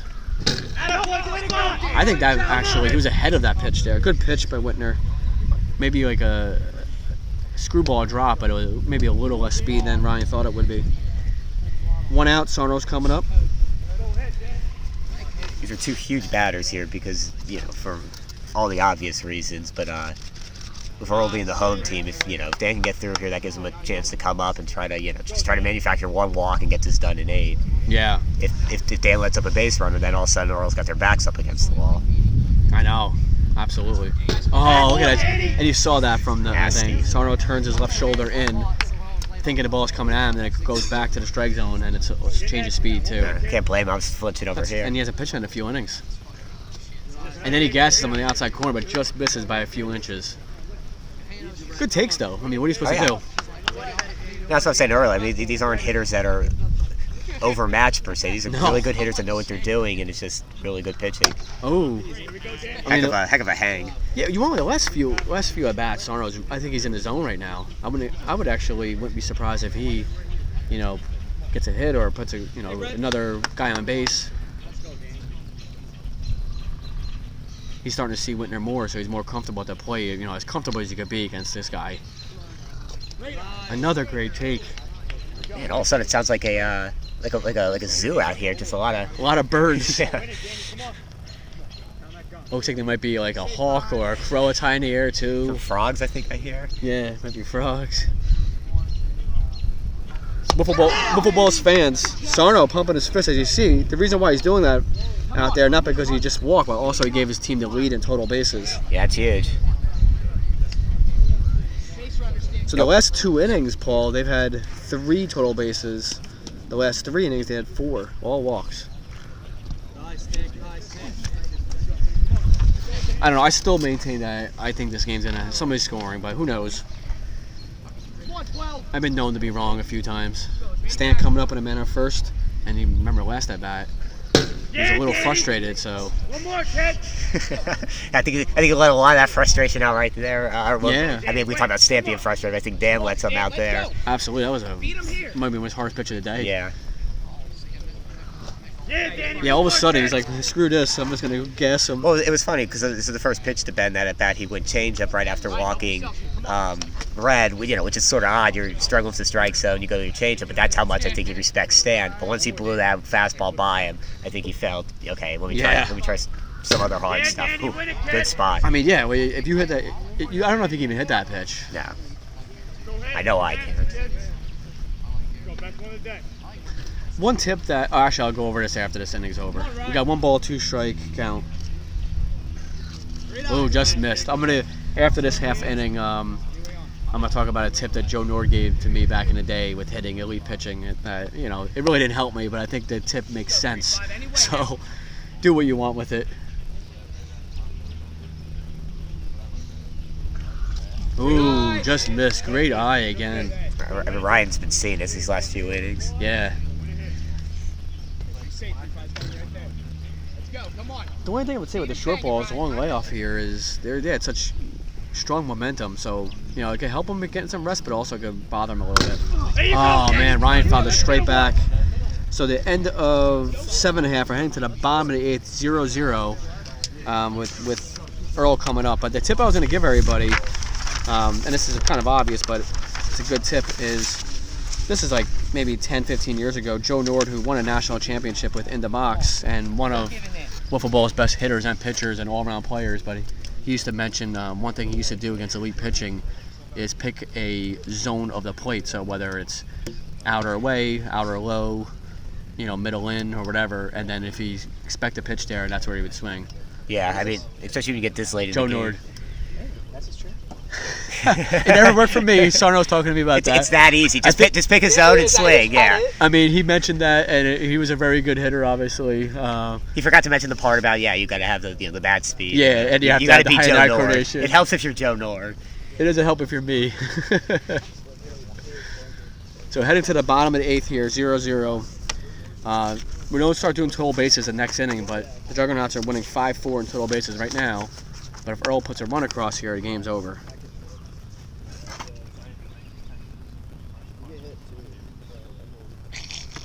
Jordan's leading off here for Earl. You got Jordan, Dan, and Johnny, and then Connor if anybody gets on. Short balls are already in the finals, looking to either rematch Earl or play the Juggernauts, who Juggernauts are ready. Last tournament they didn't make the playoff round. They went 0-3. But you know, that was kind of a fluke. They just had a tough tournament, but now they really rebounded, especially if they win. Sort of like a revenge tournament for them. Ironically, they're down a few guys and able to do this. Good hold, kid. Don't help him, Jordan. Come on. The last few innings, it seems like both Earl and Juggernauts have been timing Whitner and Ryan a little bit better, which is obvious because they face these pitchers a lot more now. Good eye jump, man. Way up, kid. 2 balls, 1 Way strike. Up. Come on. Don't help him, Jordan. Let's go. So Earl obviously wants to score a run, but they have to be cognizant of the total bases here as well, down by 1. Come on, Jordan. 2 balls, 1 strike. Way up. High there, 3 Way balls, up, 1 strike. Let's go, Jordan. Come on, pitch in the spot, kid. Pitch in the spot. Come on. Let's go, Ryan. Let's go, It's getting a jump very man. intense part of the game right now. Let's go. Come on. It is, kid. Lead off walk by Jordan. Only needs 1. Come on. Let's go, Danny. Help yourself out, kid. Man on first. Fucking wheelbarrow, kid. Tell him. Let's go. Let's go.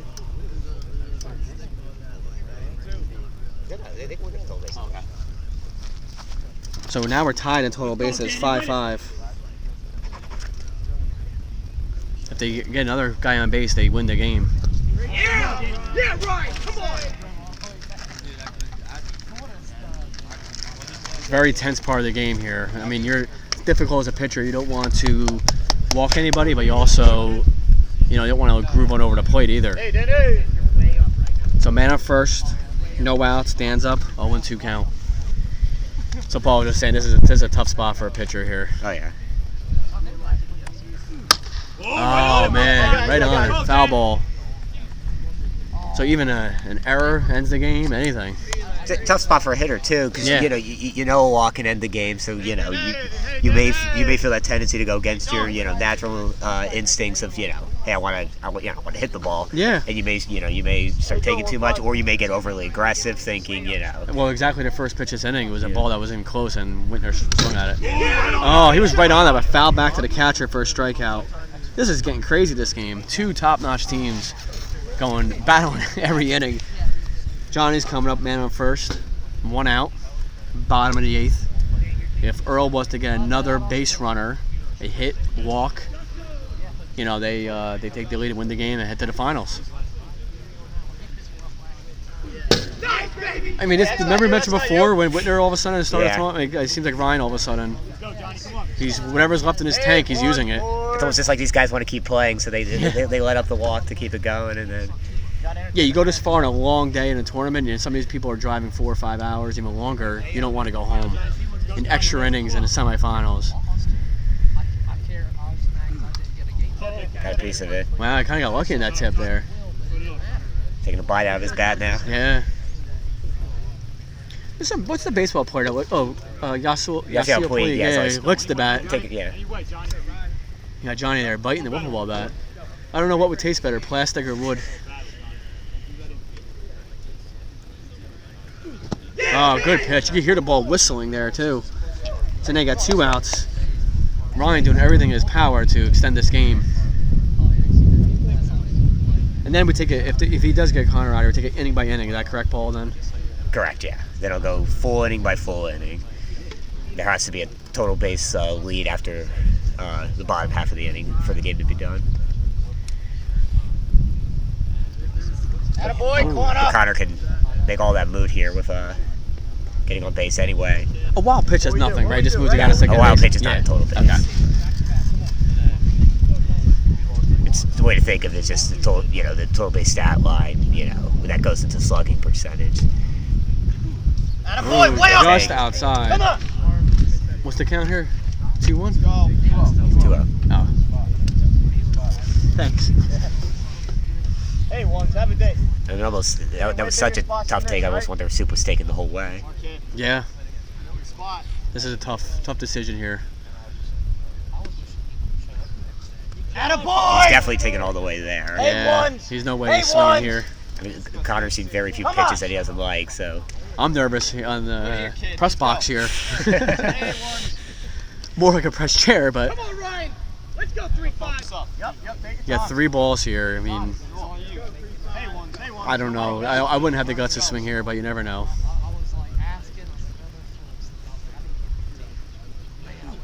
Oh, big time pitch. That's crazy. That wasn't just a strike, it was a quality strike. Yeah, no. I think that was a smart approach. I'm going to go on a limb here. I think Connor's swinging, and it might be a game-winning hit. Hard single. I don't think he takes it. I think he's going to get a good swing. Oh, my God. Look at that. Ryan pounding his chest there, yelling, who does that? Beep. I'm not going to say excellent, but that was a big-time recovery. 3 balls. No strikes and back-to-back strikes. So I mean, that was a breaking ball that started right at Connor, and like when you're kind of in between, when you know you need a ball, like that's a pitch you're going to take. You see the pitch coming at you. That was such a smart pitch. Yeah. I mean, not only do you have to make a quality pitch, but you got to throw a strike. It has to be in the strike zone. Yeah, and Brian pointed to his head as he was coming off the field, and you got to give him credit. I mean, that was a smart pitch. That might have been one of the best pitches of the day. Yep. The amount of pressure that was on that pitch. So we're heading to the top of the ninth. Now we're doing total bases inning by inning, and it's 5-5 in total bases. Don't forget the leadoff walk that Jordan had last inning, which tied it up. What was that? You got me up. Yep, you're up. Okay, just want to double check. Yeah.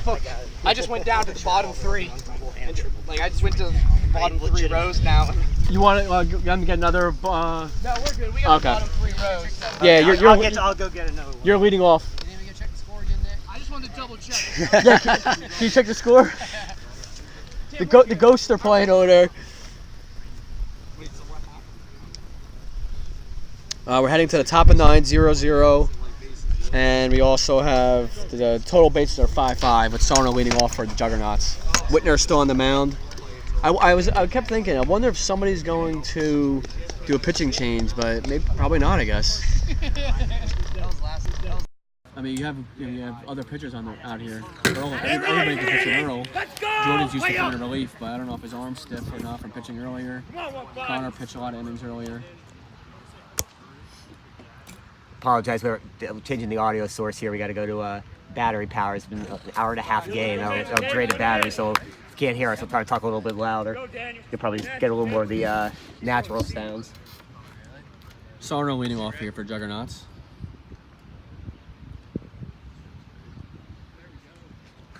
Whitner pounds it outside the strike zone there. These guys have been having big time clutch pitches. They're almost it seems like they got tired of all the tenseness though that they caused with their walks, and now they're like, screw this, I'm just gonna strike everybody out. Oh, that sounded so bad. Yeah, it sounded like So right now Whitner has 24 strikeouts. The 1 ground out, the rest have been Ks.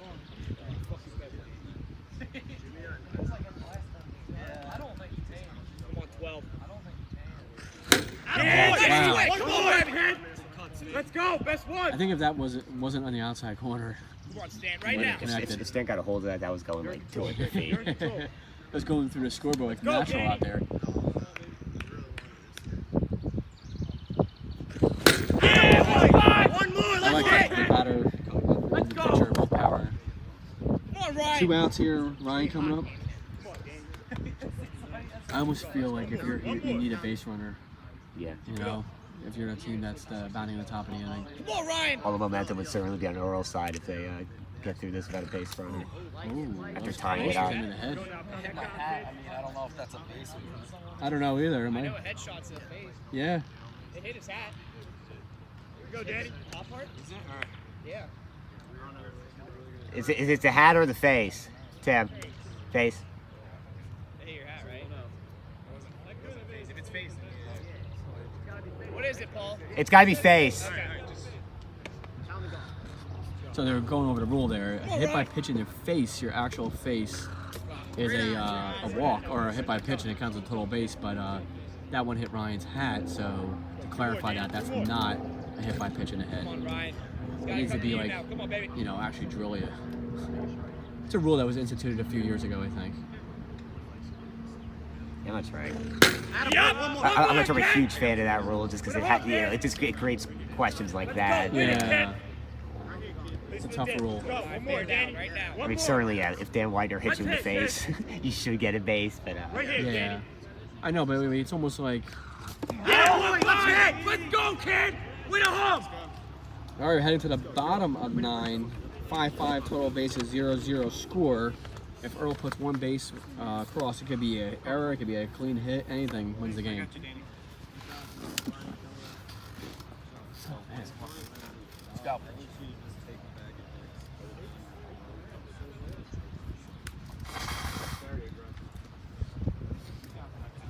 Ryan taking a mound again for his 9th inning of work. I'd rather you survive and go to the next Jordan leading off for Earl here.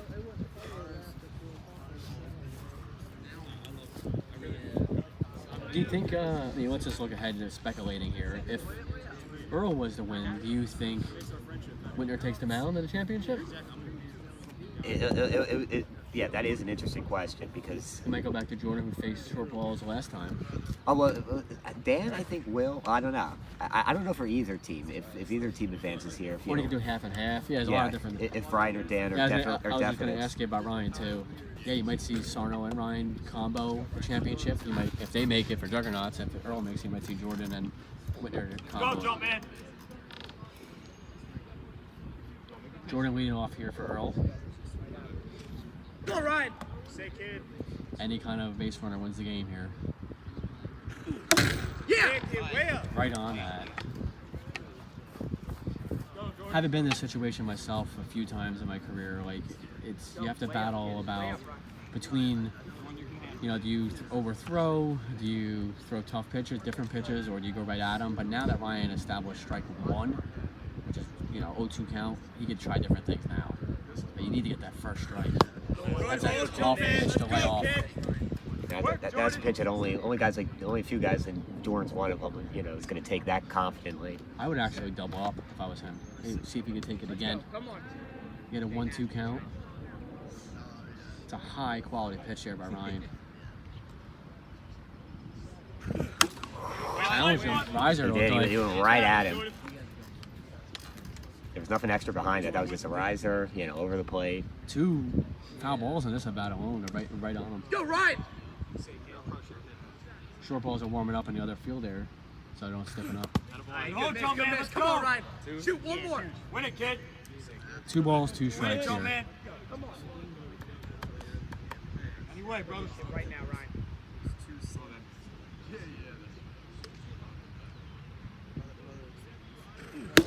Ground ball. Ben's got it. Oh, that stance of throw there from our angle was coming towards me. I was getting ready to catch, and all of a sudden it tailed back into the strike zone. Nice play by him. Scared probably the crap out of his pitcher, but I think everyone inhaled there. yeah, it was definitely a ooh moment there because he threw like a sidearm riser. It would have been a good pitch. Never mind a good throw from the infield. Yeah, kid! Strike 1 there. He's been able to establish a first strike, which is huge when you can't give up any total bases. I mean, it's huge in any inning, but like at least if you're not worrying about total bases, you don't really need it. But if you go down first pitch ball, I mean, the pressure's on for that next pitch to throw a strike. Hold it, Danny. So we got 1 ball, 2 strikes. Yep.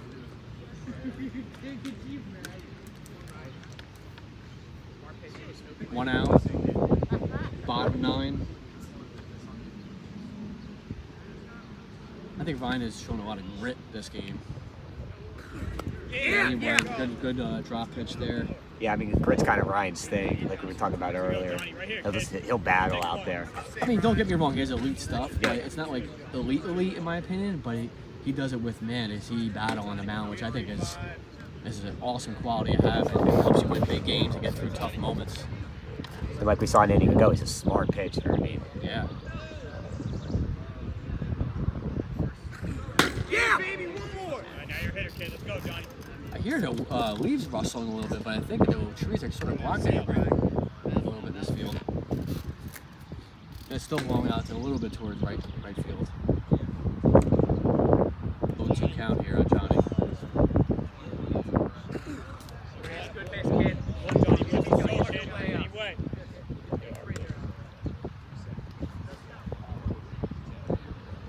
This is a battle. Let's go back. It's very tense when you're watching a total base game because any pitch could be the end of the game. yep. Nice, Johnny. Let's go, 2 balls, Johnny. 2 Win it, strikes. kid. Win it. Anyway, 1-4. I think this is the pitch. As a pitcher, you don't want to go full. Johnny, get yours, kid. And I know Ryan had that 3-ball, 1 strike Yeah. count against Connor and had 2 straight strikes, but this is where you want to get the batter. And if you're the batter, this is where you want to get the hit too, because you kind of feel like he's going to throw a strike. Let's go, Johnny. Win it, kid. I'm nervous as an announcer right now. All right, 3 balls, 2 strikes. If he walks, the game is over. If he strikes him out, we go to the 10th inning. Beat him right now. Let's Go go. base it, 4, Johnny. Be safe, kid. He takes it Yeah, outside. game over. Earl's going to the finals on a walk-off walk. Right. Win 6-5 on total bases, and there's going to be a rematch, Paul, in the championship. Tough way to lose, but a heck of a battle there from both teams. Yeah, 9 innings. What a war that was. And give Ryan a lot of credit. Ryan pitched an incredible game, a lot of grit, battle there. I mean, that's nothing to hold his head down. And Dan pitched a hell of a game too to get to the finals. 9 incredible innings. So what a battle. Juggernauts rebounded after a disappointing first tournament to make it to the semis to lose on total bases. So they're definitely back to being one of the elite teams of MAW. And yeah. first tournament is definitely a fluke. Yeah, they showed in this tournament, and they had a little bit different of a roster. Yeah, so this is good. I mean, what do you think? Let's do a little preview. Oh, where are they playing? And Field- Field yeah. 1 in the finals. No, it's the most neutral of the fields. Can we ask them if they want to choose the field? Tim. That's the most neutral, so we want to build that. So Paul, let's just do like a 10-second preview before we get set up for the finals. We have a rematch. What are your first thoughts on short balls playing the Earl again in this finals? Well, shortball know exactly what to expect. You know, it was their first time in the tournament final before. They made some, mental miscues on defense. It doesn't mean that they won't make those same mistakes this time, but, you got to think nerves will be a little bit less. And I would say that, I think Earl has a slight edge in overall hitting and pitching. Only slight I use, but I think I give short balls the advantage of, revenge and motivation. Revenge to beat Earl in the finals and motivation to rebound from their tough, loss last time in the finals when they lost 1-0. So we're going to be heading to the finals, and it's going to be a rematch between Earl and the short balls. See if I beat last year. Yeah, I think you had. Well, you only had 1 ground out if you want to count that. So you had 20.